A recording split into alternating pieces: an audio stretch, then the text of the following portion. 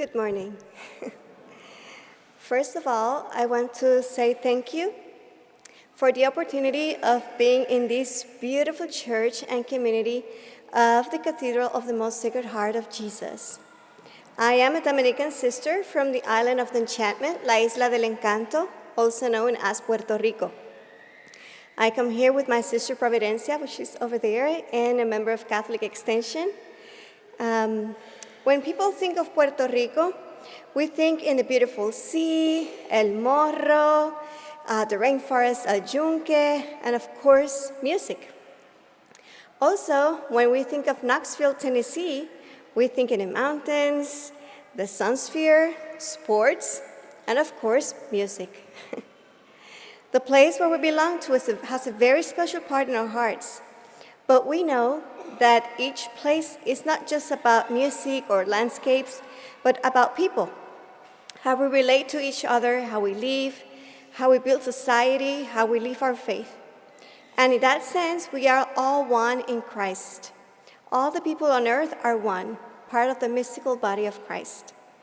And this special place of my heart, Puerto Rico, has suffered greatly in the past years. In 2017, a Hurricane 5 struck the island, Hurricane Maria, and it caused billions of dollars in damage, much of it still unrepaired. It caused 3,000 deaths during the 8-month power outage following the storm, when many elderly and physically vulnerable people could not survive the harsh conditions. During that time, I was actually here in the United States, working in a mission in East Texas and getting my master's degree at Boston College, thanks to the Catholic Extension Society's support. And after I graduated, I was sent back to my homeland in Puerto Rico, and I had plans, just as any other graduate will have plans. But as you know, our plans are not always God's plans. I was sent to a community in the mountains and in the east of the island to work with youth. And while I was there, something very unexpected happened in 2020, an earthquake. At first, everything was unexpected. We didn't know what to do. We didn't know anything. At first, and I wanted to go to our mother house, which was destroyed. We had sisters sleeping in tents. Even Jesus in the Eucharist was in a tent. And when I got to the mother house and I saw that my fellow sisters were homeless, I felt very bad. But what surprised me the most is that I saw the gates of the convent open. Our homeless sisters were receiving families from the surrounding area and welcoming them, giving them support and material help. Our convent became a center of distribution of humanitarian aid for families.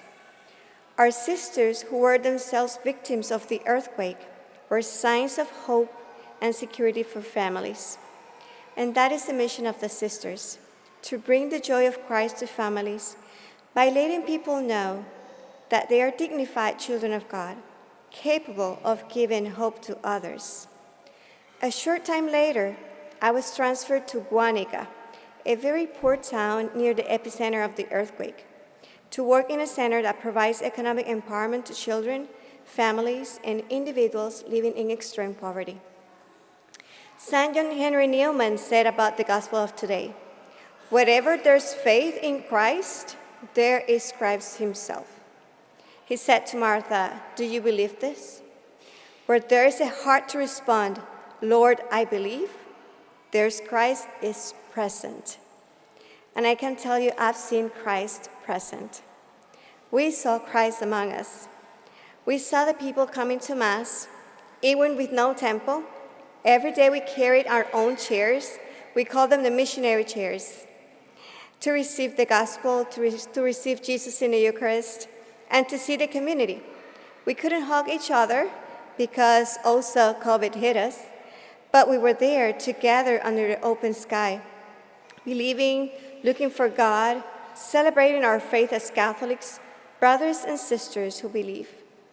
Archbishop Roberto González Nieves, the Archbishop of San Juan, said, Every family needs a home, needs a place, needs a structure, needs a building to gather, to celebrate, and to pray. And we are so blessed to have brothers and sisters in our Catholic Church that look to the need of the faithful in our island. Catholic Extension Society, who has helped Puerto Rico for more than 100 years, was the first organization to wire money to Puerto Rico, allowing the church and the island to immediately respond to the pastoral and humanitarian needs unfolding in its midst.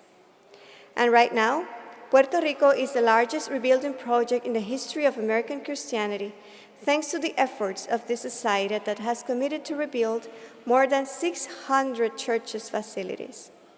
5 of the 6 dioceses of Puerto Rico have been receiving resources through the support of Catholic Extension and all the benefactors that make this possible. The 6 dioceses of Puerto Rico operate with very few financial resources as they serve a population where nearly half of the people live in poverty. We also have hope in this rebuilding project because this will bring the families back to have joy in gathering together as a family of faith.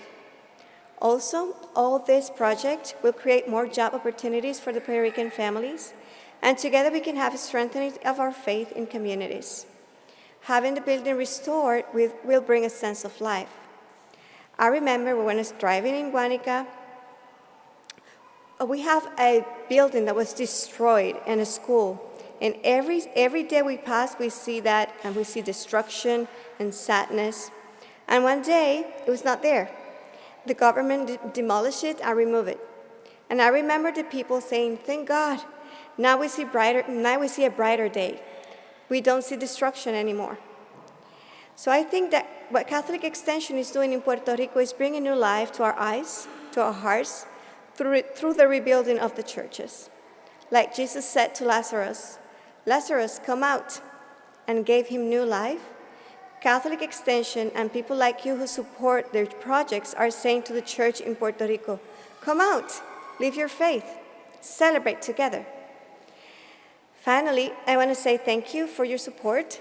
Thank you for living your Lenten season with the poor in your heart and your mind, like Pope Leo is asking of us. And thank you for including our beautiful island in your prayers, your fasting, and your almsgiving this Lent.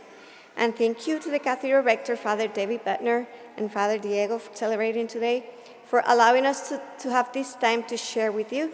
And I want to say that I love the motto that you chose for the appeal. Together, we are not just rebuilding churches. We are rebuilding lives. So thank you very much. God bless you. Dios les bendiga.